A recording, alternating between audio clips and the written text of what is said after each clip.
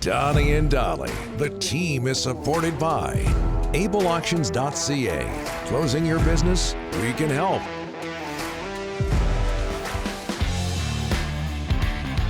Okay, it is Thursday. I'm losing track because Monday was a holiday. Today's guests are brought to you by the Vancouver Giants. Giants are at home for a pair of games this weekend. Dollywall will be in the owner's box at the LEC. Tomorrow night, the G-Men take on Prince George, the Cougars, at 7:30. And Saturday night, Everett is in town. Puck drop is at 7 p.m. Get your tickets now at vancouvergiants.com/tickets. We're getting a lot of love from Victoria into the Delaney's OK Tire and Langley inbox, thanking you for bringing up the fact that Dyson Mayo is from Victoria. And I want to thank Owen in Campbell River, who is the one that informed us that Mayo is from Victoria. I thought you just knew that off the top of your head. No, listen, he played for the Edmonton Oil Kings. Good kid. His dad watches our show. I'm telling you, really happy, this good kid. As we move on. We mentioned this earlier. No one covers the Canucks like Chris Faber of Canucks Army. And when I say the Canucks, I'm not just talking about the Vancouver Canucks, the Abbotsford Canucks as well. That's right. He covers 2 Canuck teams. Yeah. Like no one else. Yeah. He joins us now. Chris Faber, how are you doing, sir? Well, covering 2 Canucks teams, it's a lot of pain. Yeah. I'm liking the shirt. Are you trying to outdo Farhan? He wore a similar shirt today. Is it a tribute to Rick Dollywall? Well, I was all dressed up. I was even thinking about putting on a bow tie and everything, and then I saw Farhan come in, and I was like, Hawaiian shirt. He's a true professional. I got to match him. So this is a real shirt from Hawaii. You know how you can tell? They don't even have the button available to go all the way up in the collar. That is a true the button, Hawaiian shirt. Yeah, the Hawaiian shirts, they don't have the button at the top. Which is what he just said. Yeah, anyways. I didn't know that. Thank you for that factoid, Chris. I appreciate that. Hey, Atu Ratu gets called up from Abbotsford. He's going to wear number 27 tonight for the Canucks against the St. Louis Blues in St. Louis. What should we expect from him? Well, I think there's a lot of skill for sure. There's absolutely a ton of skill in his game. He's got really good hands, a really good release. I think he's going to play the wing tonight. From what I heard, he's going to be on the left wing with Sheldon Dries. So I think that's something that Canucks fans probably don't love to hear. This is a guy who's played 8 games down in Abbotsford. He's been at center for all 8 of those games, but he's got really good hands. He definitely has a great release on his shot. The only thing that's going to keep him back, and I think we've seen that in the AHL already this season, is his skating, right? The pace is going to be somewhat of a problem. It's something that he's talked about wanting to work on.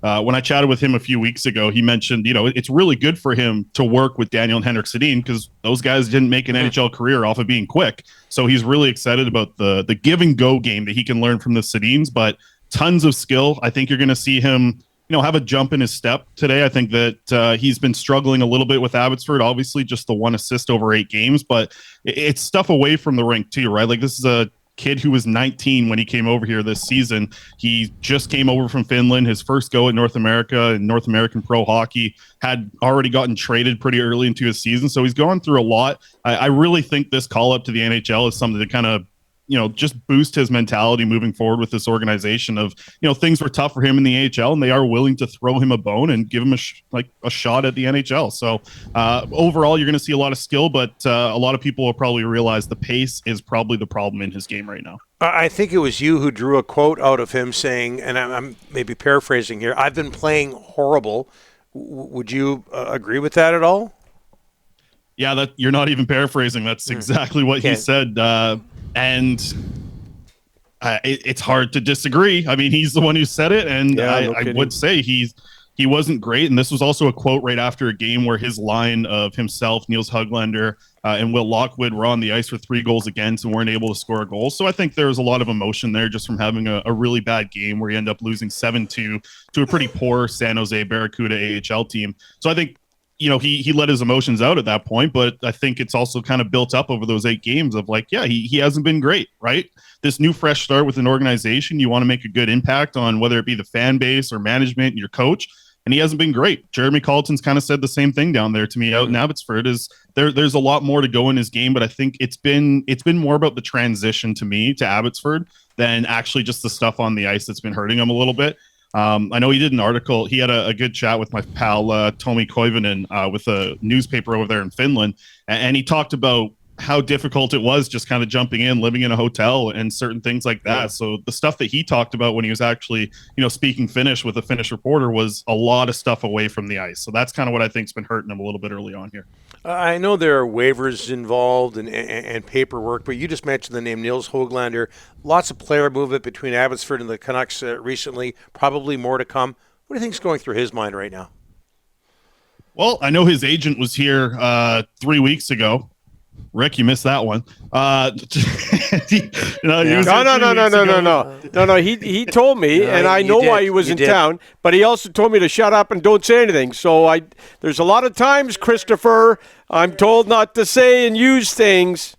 There you go. It's the first time I ever call you Christopher. I too.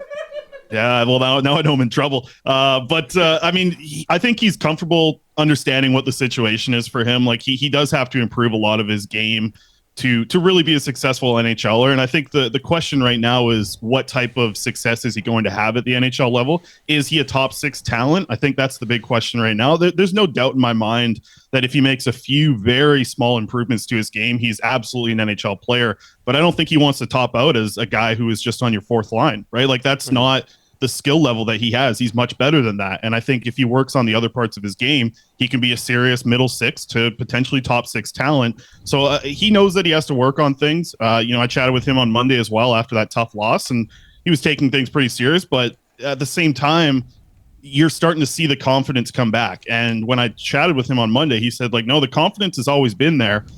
But I don't know if that quote's 100% honest, because he wasn't trying that lacrosse goal, that we'd love to see him try. Then he did it in Sweden 3 years in a row. He wasn't doing that at the NHL level. He's already attempted it 3 times in the AHL so far in his little stint down there. So the confidence is clearly coming back. He's shooting the puck with a lot more authority, playing in the bumper, playing on the right half wall, and a couple different spots on the power play. So to me, the confidence is growing in his game. It's just going to be interesting to see if he's gaining any confidence in the parts of his weaker game, right? Like, is he going to be better defensively when he comes back up here? Is he going to be in better positions when he comes back to the NHL? I think those are the main questions for me here. And I don't doubt the skill and the offensive things that he can do. It's just going to be about rounding out the other parts of his game to see if he can bring up the weaker points. Ryan Johnson saying yesterday to the Vancouver Province, you're going to see a bunch of kids coming up. So I'm going to guess Linus Karlsson, Klamovich, Tristan Nielsen, the Fort St. John native, and Arshdeep Bains. Good idea to get these kids up now? Yeah, I'd love to see Arshdeep Bains get a go on the fourth line. I mean, this kid has been just like the biggest surprise maybe out there in Abbotsford. And I know Daniil Klimovich has had a really good, portion of games throughout the season. I think he's on a pretty big down streak actually right now, the way he's playing, but Bains is just consistently getting better and better and better throughout the season. You're seeing him be a guy who's really trusted on the penalty kill right now, getting some power play time. I also think that Bains is a huge reason for the goal scoring success from Danila Klimovich this season. Like, they've been line mates ever since Penticton, right? They're playing a ton of minutes together. And I think Bains is just an incredible playmaker. All that skill that we saw at the WHL is starting to shine a little bit at the AHL. And he doesn't have godly point totals just yet, but I really think he's made huge improvements as the season has gone on. And I think those improvements potentially could be rewarded with an NHL game later on this season. Well, the big one for me is Jack Rathbone. I know he just got back recently in the lineup. What do you do with this kid? I mean, at some point, the organization's got to show them that, you know what, there's a future here in Vancouver. And if there's not a future in Vancouver, move the kid. Trade him to another team where he has a future. I mean, something's got to give here soon. Yeah, and tough for him because of obviously the injuries that he's battled. I also think the organization probably should have played him more when he was up at the NHL and healthy. I think all of it kind of tied in together. The last 3 years have just been so up and down and back and forth and diagonally, like everything. It's been such a strange run for this Jack Rathbone kid who has had to battle the injuries, and I think that's the big thing that's really put a stop in the development. Like, him not being able to consistently play games is something that Ryan Johnson's talked about a lot with him developing in the AHL. And right now he's back in the lineup, and with Christian Wolanin up in the NHL, Rathbone is the guy. He's power play one. He's the guy, getting a lot more minutes on the back end, being your top pairing guy. And right now it feels like his game's a little rusty. He's still coming back from that injury. He's still kind of figuring it out. He's still just getting touches of the puck. And that's something that you really need as a puck-moving defenseman. You need all of that consistently coming your way as you're looking to develop. And right now, Rathbone's not at that point to think, it didn't surprise me at all to see Brisebois get the call-up over Rathbone. I think that there is some parts of Rathbone's game that he still needs to work on. But to me, it's just about playing. Like, he's got to continue to play games, and the injury bug's been something that's really hurt him, over the past 24 months here.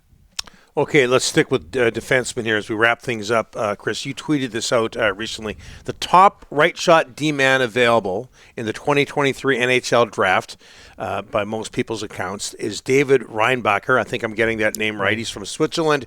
The Canucks with 2 picks if the Islanders don't drop into the top 12. What can you tell us about David Reinbacher?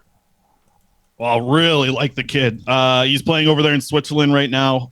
Just watching him, he is a big 6'2" right shot guy. Loves to move the puck. Really reminded me of because when Niels Höglander was playing with Rögle in the SHL, Mo Seider was actually a defenseman. We obviously know what he's doing in the NHL right now, but at the time he was playing in the SHL with Niels Höglander. So I got a lot of viewings of him. A lot of very similar things to what we're seeing for David Reinbacher out of the Swiss League. And that Swiss League, like, I haven't watched it a ton over the past couple of years, but I just spent like 20 games or so over the past couple of weeks here watching. It's a fast league. Like, it is a 30-second shift for forwards, skate as hard as you can, put a lot of pressure on defensemen type of league. And Reinbacher looked great. Like, he's a guy who's probably the second biggest minute muncher for his team over there. He's going to be heading into the playoffs here pretty soon. I just think that he looks like he has so much potential in his game, like a really good looking shot from the point.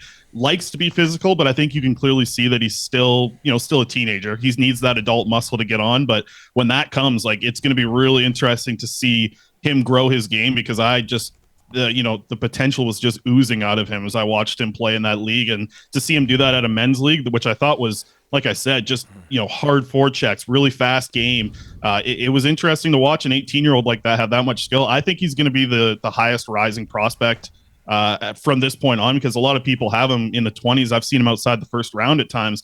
I think what he's done so far in that Swiss league is, when the scouts start watching and we see these scouting sites start to put out some more rankings, like, I think he's going to get near the top 10, if not in the top 10, as we approach the draft and get closer to that time. This has been great, and only because you ripped into Dollywall. No, you didn't rip into the information was really strong. A little as well. tidbit. Ease up there, Faber. Ease up. We'll get you back on, Chris. We'll get you back on. All right. This has really been, like, in all sincerity, this has been great. Thanks so much, my friend. You betcha. I just missed a text from Ricky trying to wake me up here, too, so don't worry. Yeah, that's right. Hey, by the way, Faber, we just got an email. Is it just me, or does Chris Faber look like Ricky from Trailer Park Boys?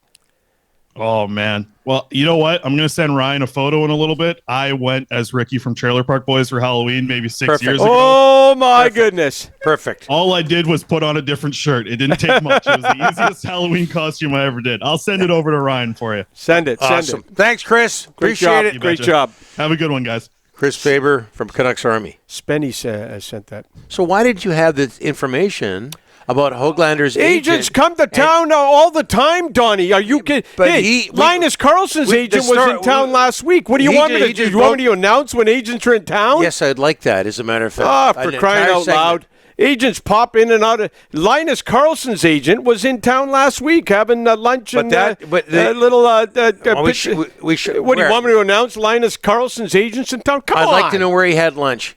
That information he had on Höglander's agent was just for excellent. gosh.